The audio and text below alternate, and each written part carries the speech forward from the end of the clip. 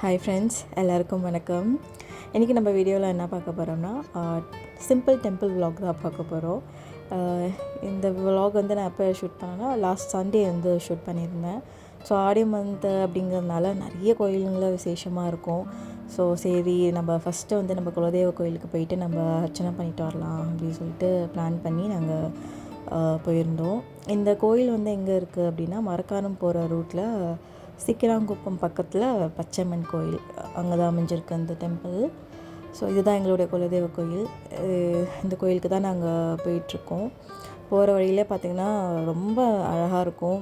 So என்ன சொல்கிறது, தனியாக இருக்கும் அந்த டெம்பிள். பார்க்கவே சுற்றிலும் நீங்கள் எதுவுமே பெருசாக நீங்கள் பார்க்க முடியாது.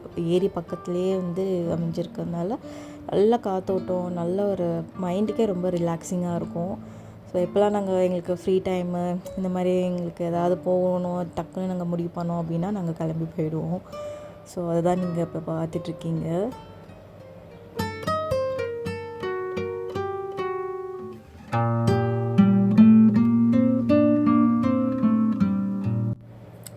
இதுதான் கோவிலோட என்ட்ரன்ஸு. ஸோ காரை வந்து பார்க் பண்ணிவிட்டு இப்படி தான் இருக்கும். இது ஆக்சுவலாக அது இப்போ ரீசெண்டாக வந்து நிறைய வந்து சேஞ்சஸ் பண்ணியிருக்காங்க. ரொம்ப நல்லாயிருக்கு. ஸோ வெளியே பார்த்தீங்கன்னா இப்படி தான் வெட்ட வெளியாக இருக்கும், நல்லாயிருக்கும். ஸோ கார் இங்கே பார்க் பண்ணிவிட்டு நாங்கள் வந்து பொங்கல் எங்கே வைக்கலான்ட்டு அப்படியே தேடிட்டுருக்கோம். இங்கே ஆல்ரெடி ஒருத்தவங்க வச்சுருந்தாங்க. வெளியே ஆக்சுவலாக கோயில் வெளியே இருக்குது. பொங்கல் வைக்கிறதுக்குன்னு தனியாக வந்து சைடில் உள்ளே ஒரு ரூம் மாதிரி இருக்குது. பட் அங்கே வேண்டாம், ரொம்ப கூட்டமாக இருக்குது, ரொம்ப புகைமூட்டமாக இருந்துச்சு. சரி அங்கே வேண்டாம் அப்படின்னு சொல்லிட்டு நாங்கள் வந்து இங்கேயே கொஞ்சம் பீஸ்ஃபுல்லாக இருக்கே, இப்படி வெளியே உட்காந்து பண்ணலாம் அப்படின்னு சொல்லிட்டு. என்ன ஒன்று பயங்கரமாக காற்றடிக்கும், அதுதான் நமக்கு கொஞ்சம் சவாலாக இருக்கும். பட் ஆனால் வந்து ஓகே தான் எங்களுக்கு.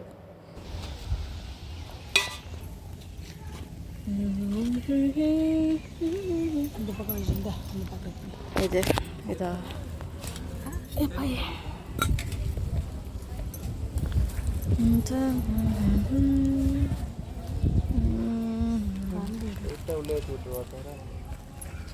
காரா. ஒரு வழியாக எல்லாத்தையும் செட்டில் பண்ணிவிட்டு அரிசி அப்புறம் இந்த பருப்பு எல்லாத்தையும் போய்ட்டு கழுவிட்டு வந்துட்டு இப்போ வந்து பொங்கல் வைக்கிறதுக்கு தண்ணி ஊற்றிட்டுருக்கேன். பொங்கல் வைக்கிறதுக்கு முன்னாடி வந்துட்டு சைடில் அந்த இதெல்லாம் வைப்பாங்க, மஞ்சள் குங்குமம், சாமிக்கு படைக்கிறது இல்லையா. ஸோ அதனால் சைட்லலாம் வைப்பாங்க. அதான் எங்கள் மம்மி பண்ணிகிட்ருக்காங்க.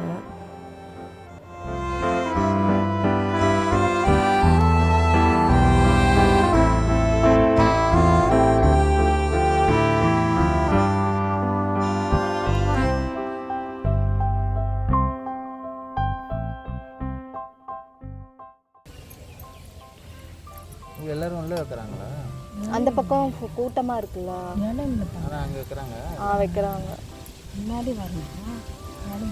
ஆமாம், இவங்களும் அந்த புகையிலலாம் உட்காரக்கூடாதுல்ல, சஃபகேட் ஆகும். புகை நிறைய வராங்க. நாங்கள் வந்து வைப்போம், அங்கே தான் வைப்போம். இது வரைக்கும் இங்கெலாம் வந்ததே இல்லை. ரெடி?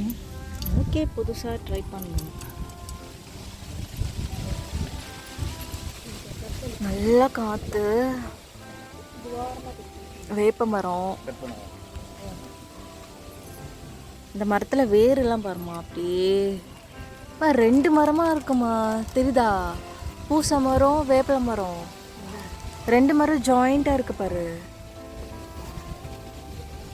எப்போதான் கவனிக்கிறேன். ஒரே அதிசயமாக இருக்கு.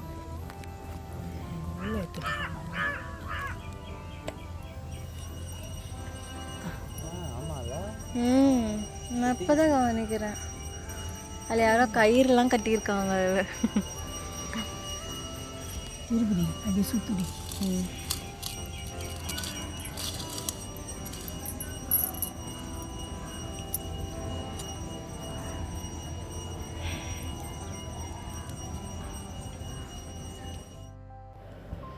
ஒரு வழியாக எல்லாத்தையும் வந்துட்டு ரெடி பண்ணிவிட்டு இப்போ வந்துட்டு ஸ்டார்ட் பண்ண போகிறோம்.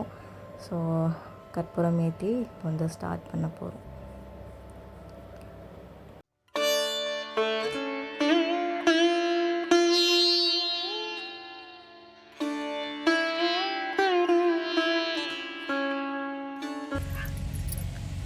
ஓகே.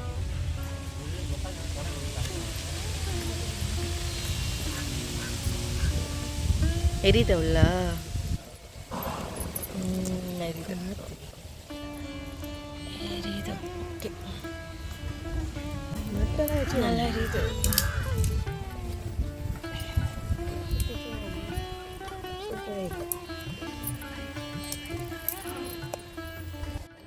பயங்கர காற்று. நான் எங்கே நெருப்பெல்லாம் நம்ம கொளுத்துறதுக்கு ரொம்ப கஷ்டப்படுவோம் அப்படின்னு நினச்சேன். பட் அந்த மாதிரிலாம் எதுவுமே ஆகலை. அது மாட்டுக்கு நல்லா நெருப்பு நல்லா எரிஞ்சிட்ருக்கு. பொங்கல் வந்து சீக்கிரமாக பண்ண மாதிரி இருந்துச்சு.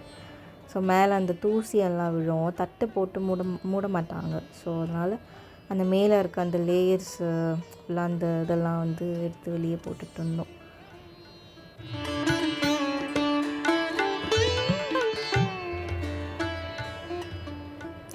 பொங்கல் வந்து நல்லா பொங்க ஆரம்பிக்குது இப்போது. இன்னும் கொஞ்சம் நேரத்தில் அது வெளியே வரும். இங்கே பார்த்தீங்கன்னா ஒரு ஆடு போகுது. பார்க்கவே பாவமாக இருந்துச்சு. இன்னும் கொஞ்சம் நேரத்தில் அது இப்போ டபராவில் வேக போகுது. Innocent code. ஆக்சுவலி வந்து பொங்கல் வந்து பொங்கிடுச்சு. நான் கரெக்டாக பொங்குகிற டைமில் நான் இல்லை, என்னால் கேப்சர் பண்ண முடியல. அதனால் இப்போ வந்துட்டு வெல்லம் போட ஸ்டார்ட் பண்ணிட்டாங்க. இப்போ வந்து என்னோடய ஹஸ்பண்ட் தான் வந்து பொங்கல் வந்து கிண்டிக்கிட்டு இருக்காரு. கொஞ்சம் கொஞ்சமாக அந்த வெல்லம் வந்து உடச்சி உள்ளே போட்டுட்ருக்கோம்.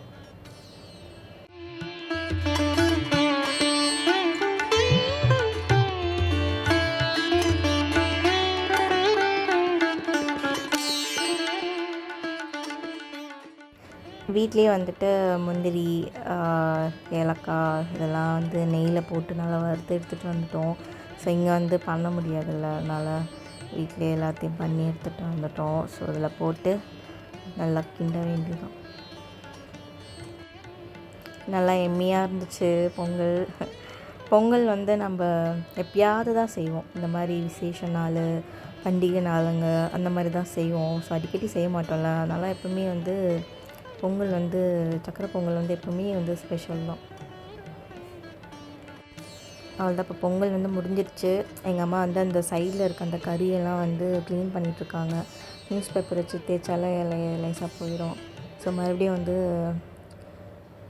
மஞ்சள் குங்குமம்லாம் வச்சு கொஞ்சம் டெக்கரேட் பண்ணுறாங்க.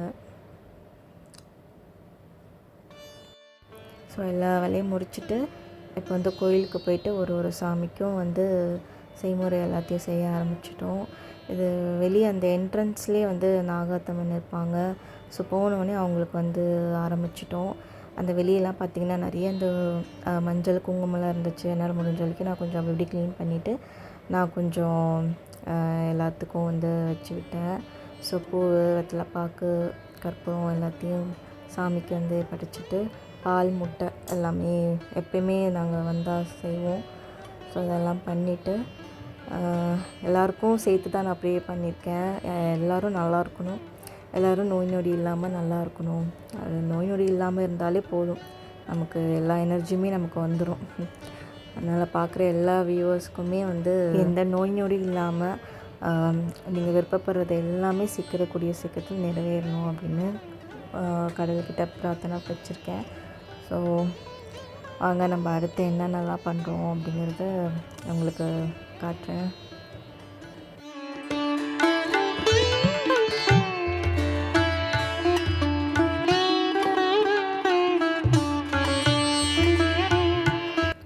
ஸோ கோயிலே வந்து பார்த்திங்கன்னா பயங்கர கூட்டமாக தான் இருந்துச்சு. ஒருத்தருக்கும் தனித்தனியாக அபிஷேகம், அர்ச்சனை பண்ணுறது மாதிரி நிறைய பேர் லைனில் வெயிட் பண்ணிகிட்டு இருந்தாங்க.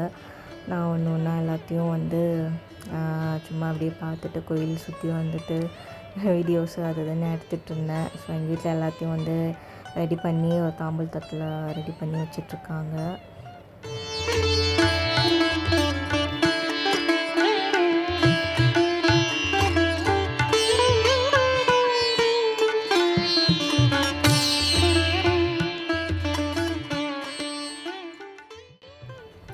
அம்மனை தரிசிச்சுட்டு வெளியே வந்தாச்சு.